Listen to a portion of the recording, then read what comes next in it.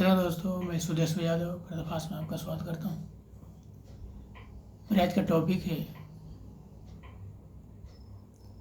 हम ईश्वर को क्यों माने। पहले भी मैंने एक वीडियो बनाया था,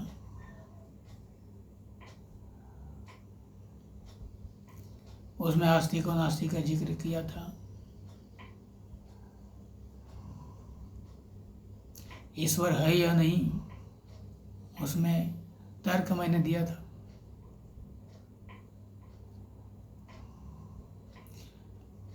बहुत जैन चारवाक वगैरह ईश्वर को नहीं मानते हैं, बाकी पूरी दुनिया मानने वाले हैं। तो मैंने एक बुक पढ़ा था, ऋषि दयानंद कृत लिखा हुआ था। मूर्ख ने विद्वान से सवाल कर रहा है कि पठति तद्वि मर्तव्यम न पठति तद्वि मर्तव्यम, दांत कटा कटेति किम कर्तव्यम। अर्थात पढ़ने वाले भी मरते हैं और नहीं पढ़ते हैं वो भी मरते हैं। इन्हें पढ़ाई लिखाई की मगजमारी क्यों करने का, क्यों इसको झंझट में पढ़ना है।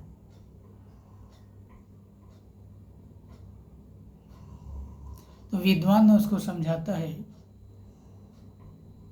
कि पढ़ने लिखने का मतलब ये मगजमारी और झंझट नहीं है। पढ़ने लिखने से तुम्हारा बुद्धि और विवेक बढ़ेगी। तो जीवन में हमेशा हर काम सोच समझ के करो, सोचने समझने की शक्ति बढ़ेगी। दुनिया में तो प्रोग्रेस करोगे, उन्नति करोगे। आध्यात्मिक और भौतिक मार्ग को आप प्रशस्त करो। पढ़ने का मतलब ये होता है। इसी प्रकार से नास्तिक भी प्रश्न करते हैं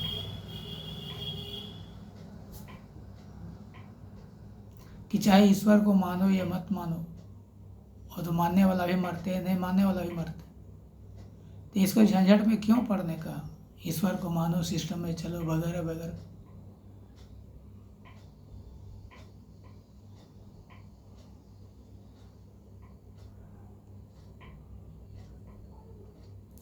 तो इसका जवाब बहुत तरह से दिया जा सकता है, लेकिन मैं संक्षिप्त में ही वीडियो बनाऊंगा।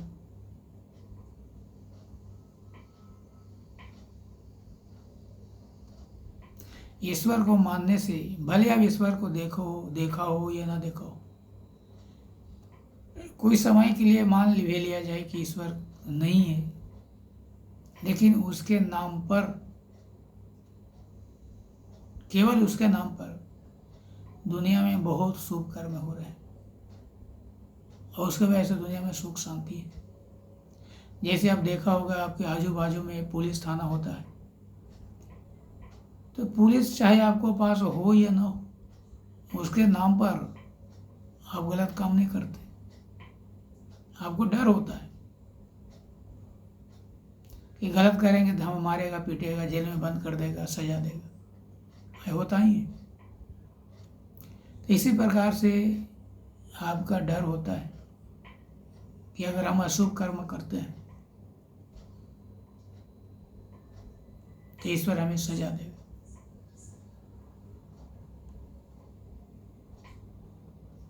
आप खुद सोचो,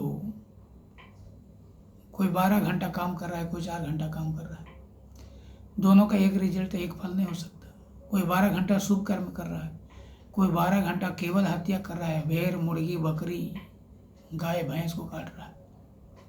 ये दोनों का एक रिजल्ट कैसे हो सकता है, एक परिणाम कैसे हो सकता है। और इसका रिजल्ट कौन देगा, इसका फल कौन देने वाला है। दुनिया में तो कोई देने वाला है नहीं। आप देखते हो कि 12 घंटा कोई शुभ कर्म कर रहा है, उसका तो कोई फल दे नहीं, कोई सरकार फल नहीं दे रही है। 12 घंटा कोई भेड़ बकरी को काट रहा है, उसका तो कोई सरकार फल नहीं दे रही। तो इसको देने वाला ईश्वर ही है, ये मानना पड़ता है, भले आप देखो ना देखो। और हमारे जो सैकड़ों की संख्या में जो ऋषि मुनि हुए, वो सब के सब गलत नहीं हो सकते। 2 4 हो, 10 हो गलत हो सकते हैं, सैकड़ों नहीं हो सकते। नास्तिक तो केवल 2 3 है, एक बुद्ध जी है, महावीर जी है, चारवाक। लेकिन टोटल सैकड़ों की संख्या में ऋषि मुनि जो कह के गलत कह सकते हैं, वो गलत नहीं कर सकते।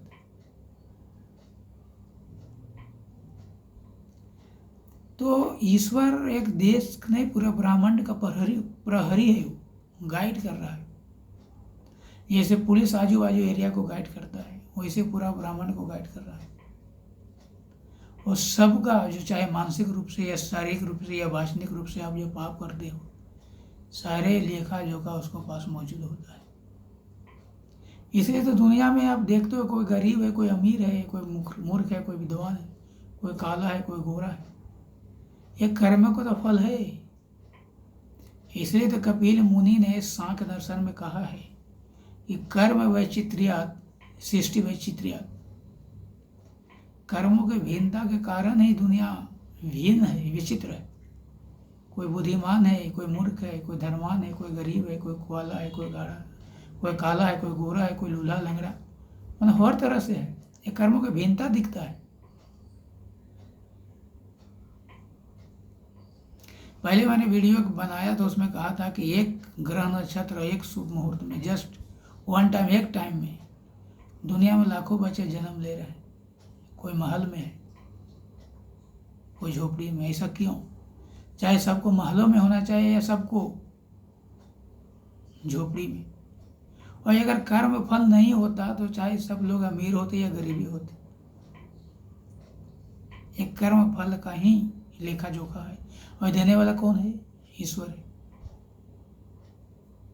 धरती पर कोई अमीर किसी को नहीं बना रहा है, किसी को कोई गरीब तो नहीं बना रहा है।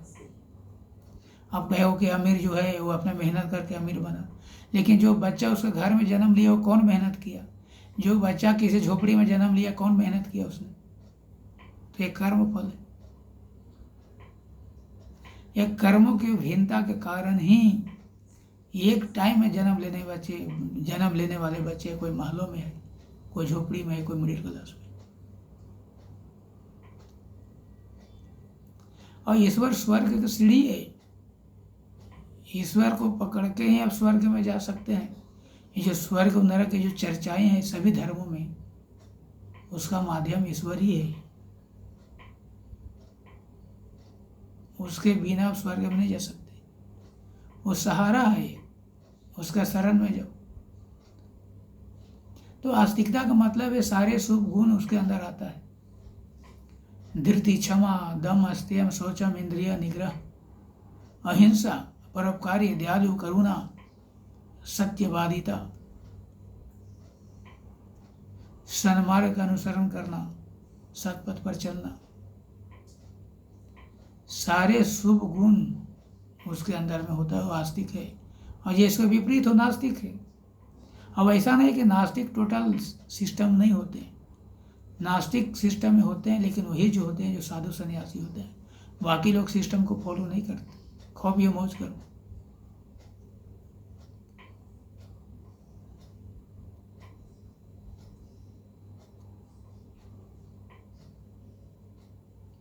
चरवाक का कहना है कि पंचभूतों से शरीर बना और जीवित हुआ है, बाकी सब यहीं सब विनाश हो गया। इसलिए आप ऋण लेके घी पियो, को खाओ पियो, मौज करो, सारा यासी करो, सब कुछ यही है, बाकी कहीं कुछ नहीं। इस पर मैं वीडियो बनाऊंगा। वाम मार्गी पर मैं वीडियो बनाने वाला हूँ। सबका सिस्टम मैं अलग अलग बताऊंगा।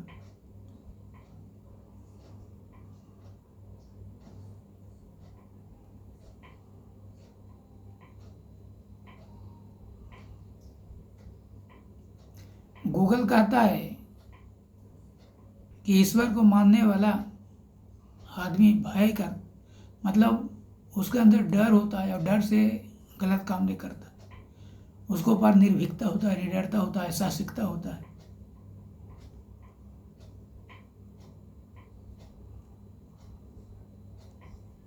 कॉन्फिडेंस होता है, विश्वास होता है।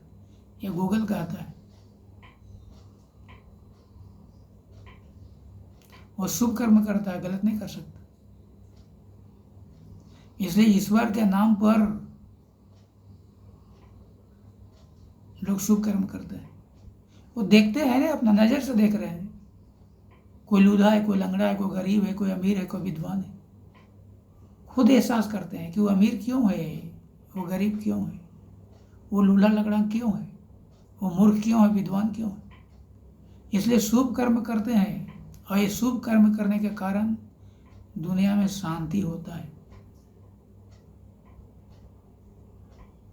और शुभ कर्म इसलिए करता है कि हमारा भविष्य आने वाला जो कल है, अगला जन्म है, हम अमीर बने, हम विद्वान बने। इसलिए दुनिया में सुख शांति है। दुनिया के बैलेंस में, दुनिया अगर नास्तिक बन जाएगा तो दुनिया में हाहाकार मच जाएगा, तो उसके पास सिस्टम नहीं होगा। जो करो, जो खाओ, कॉपी और मौज करो।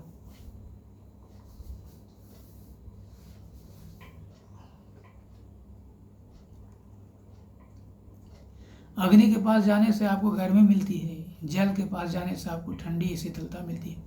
वैसे ईश्वर को शरण में जाने से आपको शुभ गुणों की प्राप्ति होती है। उसका जो गुण कर्म स्वभाव है वो आपको अंदर आता है, उसके वजह से आप सफल होते हैं।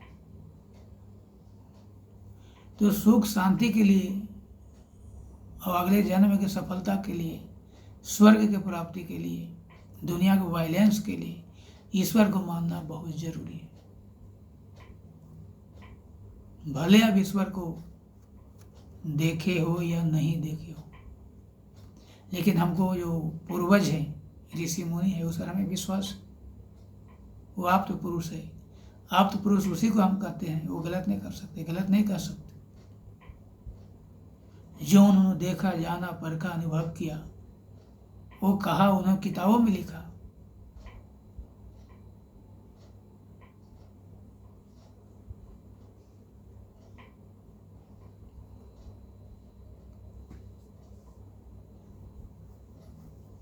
आप देखे होंगे एगो मधुमक्खी की एगो रानी होती है, मधुमक्खी की रानी।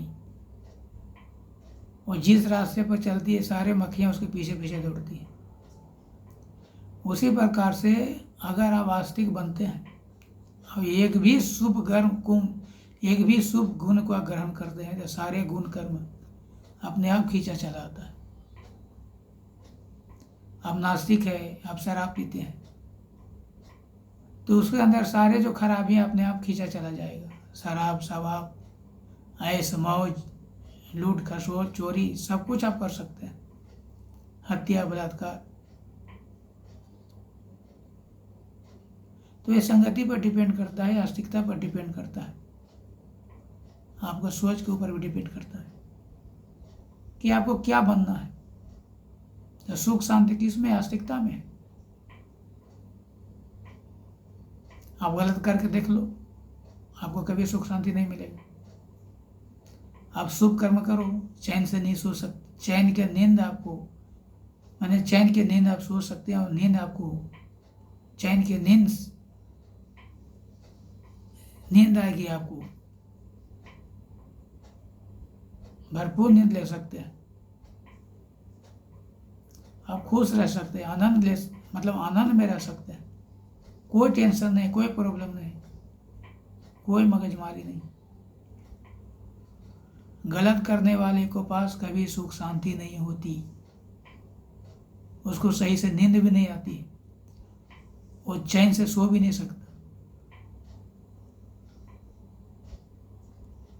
चोरी डकैती करने वाला कहेगा कि ये बहुत बड़ा, ये तो डॉन है, पर वो नींद से सो नहीं पाता है।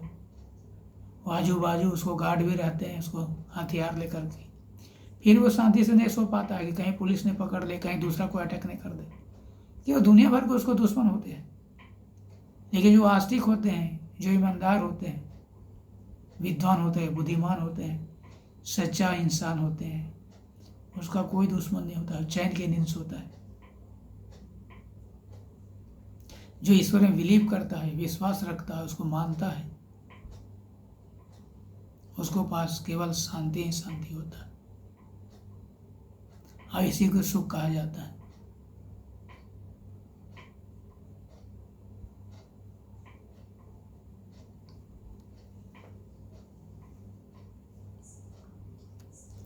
इसलिए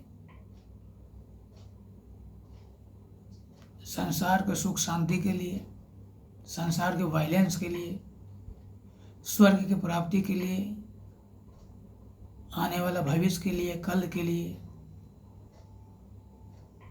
और दूसरों के सुख शांति के लिए अपना सुख शांति के लिए ईश्वर को मानना जरूरी है। तो मैं वीडियो कहीं विराम देता हूँ। मेरा वीडियो को आप लाइक करें, सब्सक्राइब करें, बेल आइकन को दबाएं कि आने वाले सारे वीडियो मिलता रहे। जय हिंद, जय भारत।